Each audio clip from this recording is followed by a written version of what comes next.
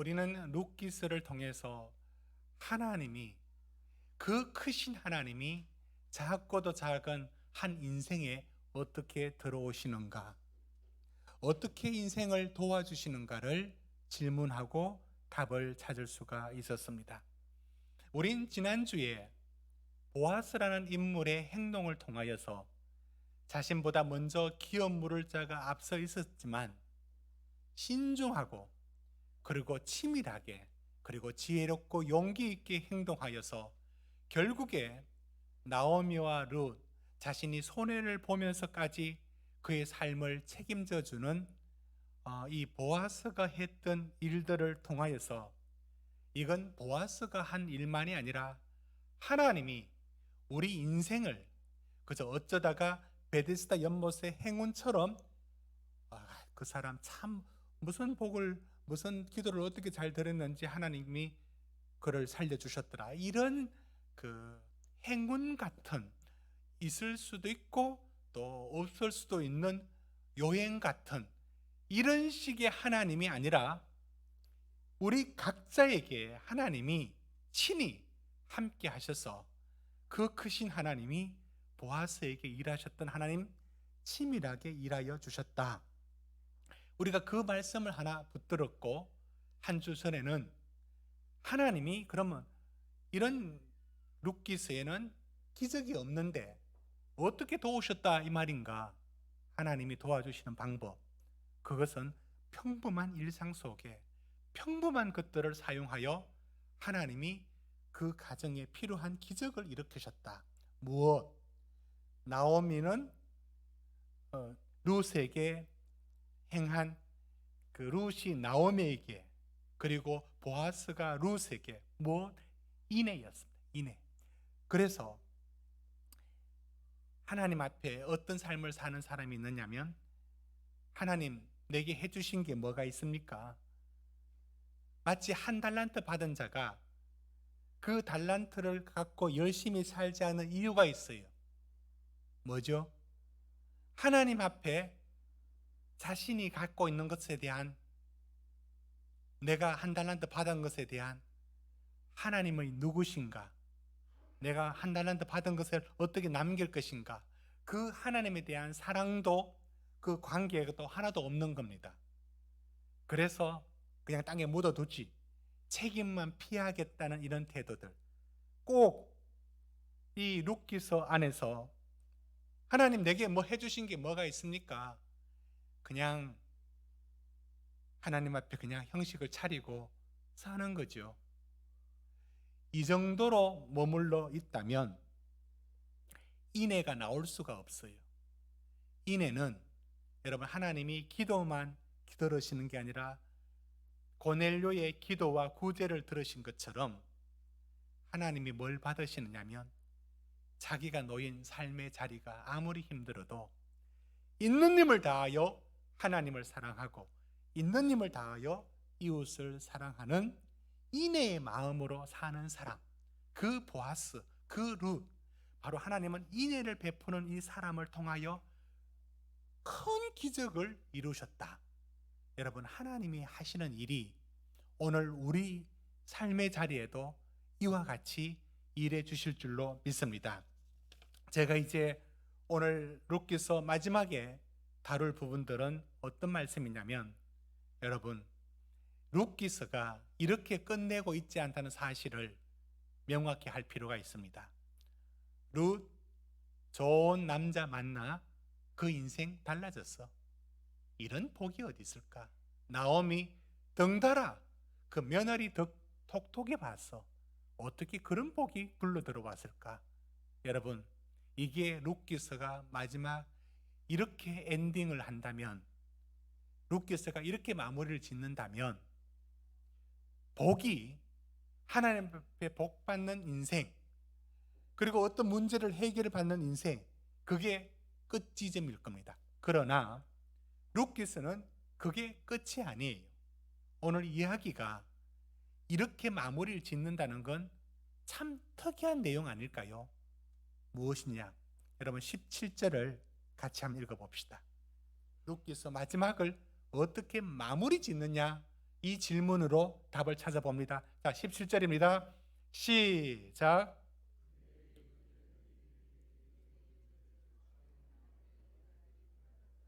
그 이름을 오벳이라 하였는데 그는 다윗의 아버지인 이새의 아버지였더라. 여러분, 지금 나오미, 앞서 룻, 이 두 여인의 인생의 끝을 어디 연결을 짓고 있어요. 다윗의 아버지, 이새의 아버지, 지금 자꾸 어디를 자꾸 그슬로 내려가고 있습니까? 지금 이 이야기가 그 다음 18절부터 족보를, 유다의 족보를 들고 와서 다 말하는 것도 아니고 10개만 골라서 끝에 22절 다윗의 연결을 짓습니다. 이렇게 하고 있습니다. 보십시오. 베레스의 계보는 이러하니라. 베레스는 헤스론을 낳고 헤스론은 람을 낳고 람은 아미나답을 낳고 아미나답은 나손을 낳고 나손은 살몬을 낳고 살몬은 보아스를 낳고 보아스는 오벳을 낳고, 자, 지금 바로 말했던 그 오벳이에요. 근데 그 오벳이 이새를 낳을 거예요. 근데 그 이새가 누구냐? 다윗의 아버지라는 거예요. 지금 어느 문학 작품에 마지막 좋은 해피엔딩을 남겨두고 아름다운 결론을 맺어야 맞죠. 아니, 이게 사실이라 하여도, 또 사실을 바탕으로 한 문학 작품이라 하여도 마지막에 재미없게 누구 족보로 끝내는, 이렇게 재미없이 끝내는 방법이 어디 있습니까? 그런데 특이하죠. 마지막에 왜 이런 족보를 연결시켜서 나오미와 룻을 어디다 연결을 짓고 있어요? 이건 특이한 방법이잖아요. 이건 오늘날에도 좀 낯선 방법이지 않습니까? 그래서 질문해야 됩니다. 룻이 어느 지점에서 행복하게 살았더라. 점점점. 여러분, 영화의 마지막에 해피엔딩으로 끝나는 많은 얘기들의 방식이 다양하죠. 근데 그 중에 마지막에 결혼하여 아이를 낳고 마지막 장면에 그 아이들과 막 다투기도 하고 사는 모습을 보여주면서 화면이 열어지면서 끝이 난다. 이런 전형적인 해피엔딩의 방식. 그거는 누군가 아이 놓고 잘 살더라, 굉장히 미래의 어떤 모습을 그려주는 듯한 좋은 해피엔딩의 방식이에요. 그런데 아이가 태어났다라기까지는 가져오는데 지금 룻기가 그 얘기에 초점을 둔 게 아니라 다윗 왕의 얘기까지 끌고 연결해서 그 나오미와 룻을 이 다윗 왕가의 혈육적인 계통으로 이어지도록 말하고 있습니다. 무슨 의미일까요? 이게 무슨 뜻일까요? 바로 우리는 이 부분을 말씀하지 않을 수가 없습니다. 여러분, 얼마나 많은 성도들이 어디에 머무는지 아십니까? 많은 분들이 기독교라는 이름 안에 어느 지점이 기독교에 자기가 원래 앉고자 했던 자리에 앉은 거로 생각하느냐면 내 간절한 문제가 해결되고 하나님이 내게 은혜와 복을 주셔서 내 인생의 대전환이 이루어지는 것. 여러분, 이것이 기독교의 끝자락, 목표 지점, 내가 앉을 자리의 마지막 자리로 생각하는 분들이 적지 않아 있습니다. 그러나 룻기는 말합니다. 왜 그 인생을 다윗 왕에게로 연결을 했을까요? 이유가 있습니다. 여러분, 마태복음 1장 1절을 우리 같이 한번 읽어볼까요? 한번 띄워주십시오. 마태복음 1장 1절입니다. 시작. 아브라함과 다윗의 자손 예수 그리스도의 계보라. 여러분, 마태도 예수님의 역사를 들고 올 때 굉장히 조심하고 신중하게 어디서 가져오느냐면 아브라함에게서 가져옵니다. 하나님의 구원의 계획을 아브라함에게서 가져오죠. 그 다음에 어디서 가져오느냐가 중요합니다. 누구냐면 중간에 많은 단계가 있는데 다윗의 자손 다윗을 가져옵니다. 그 다음에 누굽니까? 예수 그리스도의 계보라. 그래서 육신적인 그 계보의 그 속에 담겨져 있는 하나님의 구원의 계획을 마태는 아브라함, 그 다음에 다윗, 그리고 예수 그리스도로 연결합니다. 그 말은 다윗에게, 오늘 루키스도 다윗을 얘기하죠. 다윗 왕가의 이 역사를 줄잇기를 하고 있어요. 이게 루키의 마지막 결론을 짓는 방식이에요. 왜 그럴까요? 이유가 있습니다. 다윗은 가장 뛰어난 이스라엘의 왕을 상징하는데 실제 그렇기도 했고요. 다윗이 다윗 왕만을 뜻하는 게 아니에요. 다윗 왕은 장차 올 메시아에 대한 또 하나의 암시예요. 그래서 여러분 누가복음 2장 11절에 말씀 보십시오. 예수님의 어머니 그리고 아버지였던 요셉과 마리아가 어디 살았습니까? 나사렛에 살았어요. 그런데 남쪽으로 상당히 멀리 있는 베들레헴, 그곳이 이름이 베들레헴을 다윗의 동네라고 불러요. 왜? 그곳이 다윗의 동네거든요. 이걸 왜 강조할까요? 다윗의 동네, 어떻게 그 아이를 가진 몸으로 여기 베들레헴에서 나게 됐을까? 왜 거기서 나신 분이 있을까? 그거를 성경의 기록자들은 어디다 연결을 짓느냐면 바로 다윗의 아들 다윗을 통하여 다윗의 동네에 다윗의 자손 중에 태어난 메시아. 그래서 2장 11절에 오늘 다윗의 동네에 너희를 위하여 구주가 나섰으니 곧 그리스도 주시니라. 여러분, 이런 다윗의 동네라고 했던 이 부분은 후대에 예수님에 대한 믿음의 고백이 온전하게 서 있지 않을 때 사람들이 예수를 향해서 부를 때마다 누가복음 18장 38절 보십시오. 어떻게 부르냐면 다윗의 자손 예수여. 그런가 하면 마태복음 15장 22절 보십시오. 다윗의 자손 예수, 다윗의 자손이여 나를 불쌍히 여기소서.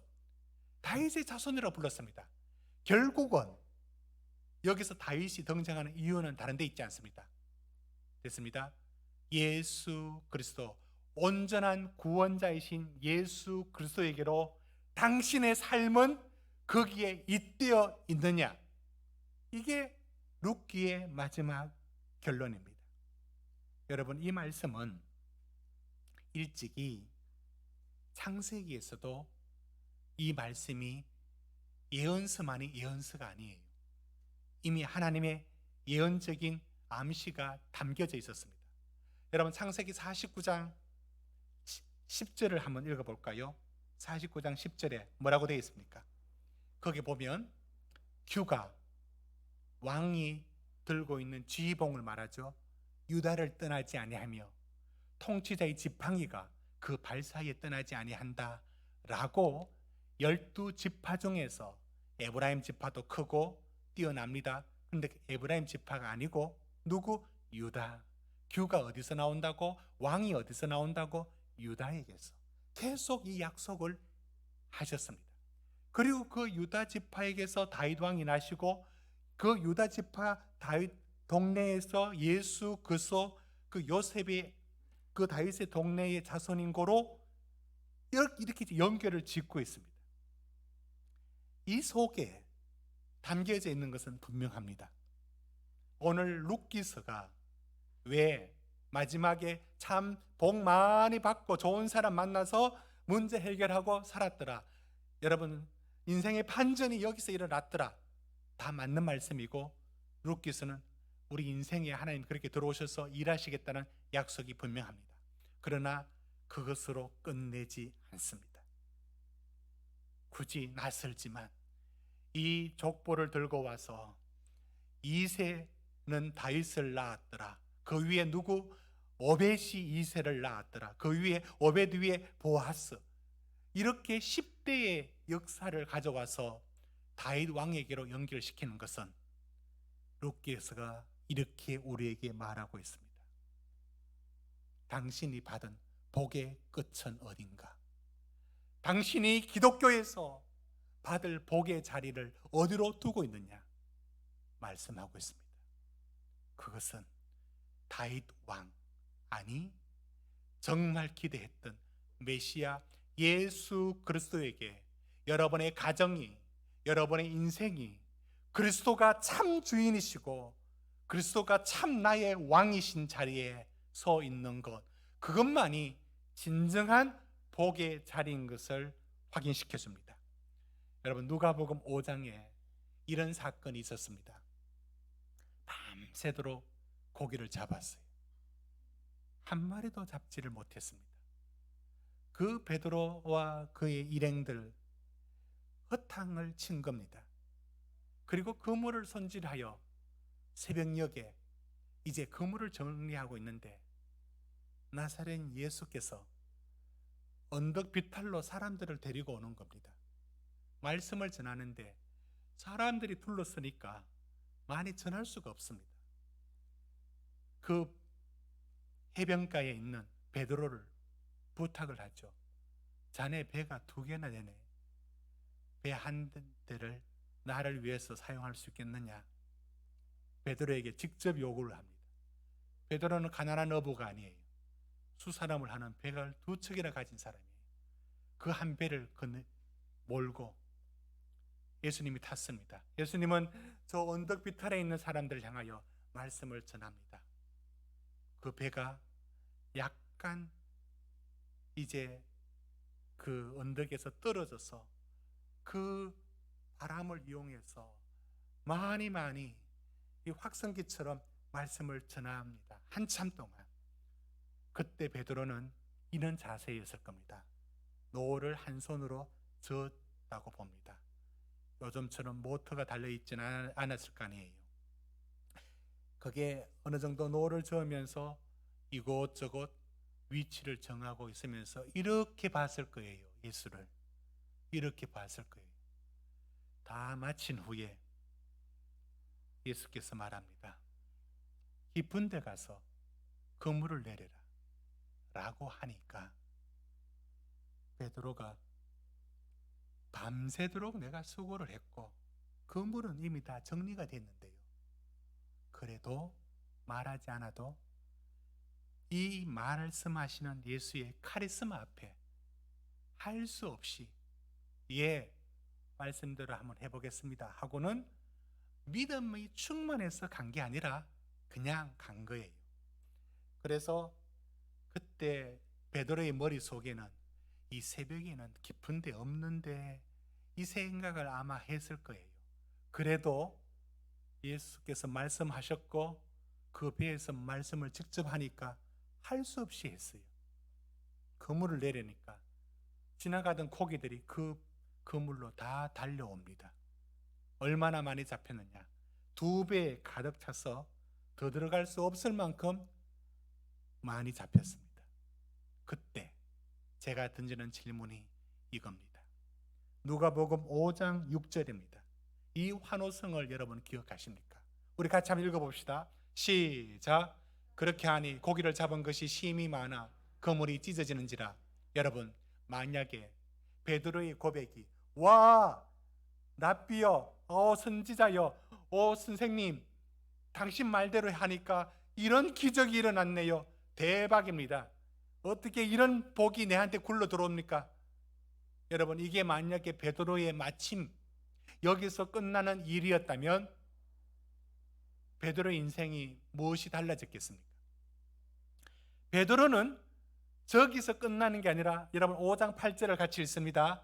시작. 시몬 베드로가 이를 보고 예수의 무릎 아래 엎드려 이르되 주여 나를 떠나소서 나는 죄인으로소이다.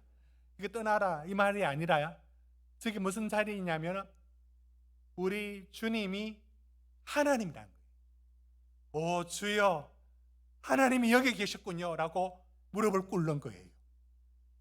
베드로에게 주님이 말씀하죠. 네가 이제는 고기를 잡는 사람이 아니라 사람을 낚으리라 라고 했을 때 베드로가 모든 걸 버려두고 예수를 따르니라. 이게 복음서의 공통점. 아주 단순하게 진술합니다. 그 재산 처리하는데 어떻게 복잡하고 걸리고 아버지 앞에 인사드리고 오는데 며칠 걸리고 없을 굉장히 심플하게 모든 걸 버려두고 따르니라. 이때 베드로가 앞에 고기 잡았던 그 대박난 일 앞에 와 이게 내가 받을 축복의 전부로 거기서 끝났다면은 그는 그냥 복 받은 사람의 끝입니다. 그런데 베드로가 주여 나를 떠나소서라고 하면서 내 앞에 서 있는 당신이 하나님입니다라고 자기 삶을 들여서 배를 버려두고 주님을 따르니라 했던 그 단순한 삶의 전적인 헌신이 이게 오늘 룻기가 말하고 싶어하는 진정한 복의 장소의 지점이 여기까지 와야 합니다. 사랑하는 성도 여러분, 얼마나 많은 성도들이 내가 인생의 문제를 해결받는 것으로, 여러분 그것도 문제가 한참 있을 때는 그 해결된 그 자체로 그 은혜로도 살아갈 수 있어요. 은혜가 맞아요. 그런데 그것으로 머물러 버리는 분들이 적지 않습니다. 그리고 해결된 거로 알아요. 그 뒤에 룻기스가 다윗을 낳았더라라는 그 속에 암시하고 있는 것, 진정한 구원자를 만났느냐, 진정한 하나님의 구원자 앞에 네 삶을 드렸는가 라는 지점까지 오지 않으면 그가 받은 복은 그냥 받은 복으로 반짝거리고 좋고 말할 수 있는 정도지만 그것은 복은 복으로 끝이 납니다. 그 복이 어디를 향해 된다고요? 그 복은 나의 진정한 내 삶의 주인이신 그리스도 앞에 내 삶을 드리는 바로 이 지점까지 나아가야 되는 것입니다. 여러분, 오늘 방금 제가 누가복음 5장에 베드로의 그 기적의 얘기를, 고기 잡은 기적의 얘기를 다루었습니다. 여러분, 이 이야기들이 실제 그 우리 삶의 간증에도 일어난 얘기라는 거 아십니까? 경북 영덕 구계에, 여러분 우리 주보에 구계교회라고 여기 지원하는 교회에 여기 나와 있습니다. 보면은 구계교회가 나와 있어요. 지금 이 교회를 제가 얘기합니다. 이 교회에 일어난 이 얘기 중에 하나가 베드로의 기적이 일어났습니다. 2006년 12월 24일에 무슨 일이 일어나느냐, 그 구계교회의 건축을 앞두고 있는 데에 정치망을 놨어요. 거기 위치가 7번 국도 영덕 쪽이에요. 그러니까 동해 바다 말입니다. 거기에 정치망 여기도 놓고 저기도 놓고 고기가 걸려들 때 걸려들죠. 그런데 그 정치망이 이 구계교회 집사였던 김상태 집사라는 그 정치망이 여기도 아니고 저기도 아니고 쑥 안쪽에, 그러니까 고기가 들어오려면 다른 집에 다 걸리고 안 들어갔던 집에 들어오는데 기적이 일어났어요. 무슨 기도의 제목이 있었겠죠. 무슨 기적이 일어난지 아십니까? 방어가 2370마리 10kg짜리 16만 9천 원 하는 평균 그 크기의 방어가 다른 정치망에는 한 마리도 들어가지 않고 거기만 떼거지로 모아서 2370마리가 들어와서 그 빚과 있는 것들을 다 갚았어요. 그리고 이제 그 교회 건축한 얘기가 있어요. 제가 지금 말씀드리고 싶은 부분은 그 사건이 실제 일어난 사건이에요. 그 횟집은 돌 횟집이라 해가지고 7번 국도 지나가다 보면은 그 횟집이 아직 있어요. 그런데 지금 얘기는 그 얘기가 사실이 아니라는 게 아니라 냉정하게 얘기하면 그 기적이 일어났지만 하나님 앞에 무슨 기적이, 두 번째 기적이 없었어요. 무슨 말씀이냐면 그게 하나님의 어떤 기도의 응답으로 거기에 어떻게 거기 있는 고기만 모아서 방어대가 그렇게 들어옵니까? 기적이죠. 그러나 누가복음에서 베드로가 주는 그리스도시요, 당신은 하나님의 거룩한 자이다 앞에 나를 떠나소서라고 했던 그 예수가 하나님이다라고 하는 바로 그 진정한 만남의 기적이 이어지지 않았습니다. 그저 기적입니다. 여러분도 지금 인터넷상에 베드로의 기적 그리고 구개교회라고 여러분 치시면은 그 이야기들이 나오고 있고 그 얘기들은 실제 사건입니다. 그러나 보십시오. 그 문제가 처음 해결됐을 때 얼마나 고마웠을까요? 얼마나 큰 기적일까요? 그러나 수많은 기적들이 기적은 기적으로 물거품처럼 꺼져버리고 그게 끝나버리는 일들이 얼마나 많은지요. 여러분 삶에는 그게 없다고 보십니까? 여러분, 룻기서가 왜 마지막에 이 족보를 갖고 다윗에게로 연결시킬까요? 우리가 받는 복의 마지막 장소가 어디인지를 일러주는 겁니다. 여러분들이 문제가 해결되고 여러분들이 기대하지 않았던 놀라운 복이 임하는 것, 저는 하나님이 우리 성도님들의 가정에 룻기서에 일어난 반전과 기적이 일어날 줄로 저는 믿습니다. 분명히 일어나야 되고요, 그것을 소망하고 있는 성도들의 삶의 자리에 어찌 나오미와 어찌 룻 같은 인생의 이 새로운 일들이 안 일어나야 된단 말입니까? 일어나야죠. 하나님은 그런 축복을 주신다는 약속이 그게 룻기서입니다. 그러나 거기에 머물지 마시고 거기서 만난 하나님, 나의 주 예수 그리스도가 내 삶의 참 주인이시고 내 삶의 전부를 걸고서라도 내가 당신께 삶을 드립니다라고 하는 진정한 왕을 만나야 됩니다. 진정한 우리의 주인을 만나야 됩니다. 그래야만 그게 진정한 복의 자리가 됩니다. 우리 말씀 같이 읽고 마치겠습니다. 사도행전 16장 말씀입니다. 띄워주십시오. 이렇게 말씀하고 있죠. 우리 주 예수님을 에게 약속하신 말씀, 이게 진정한 복입니다. 우리 같이 읽읍시다. 시작.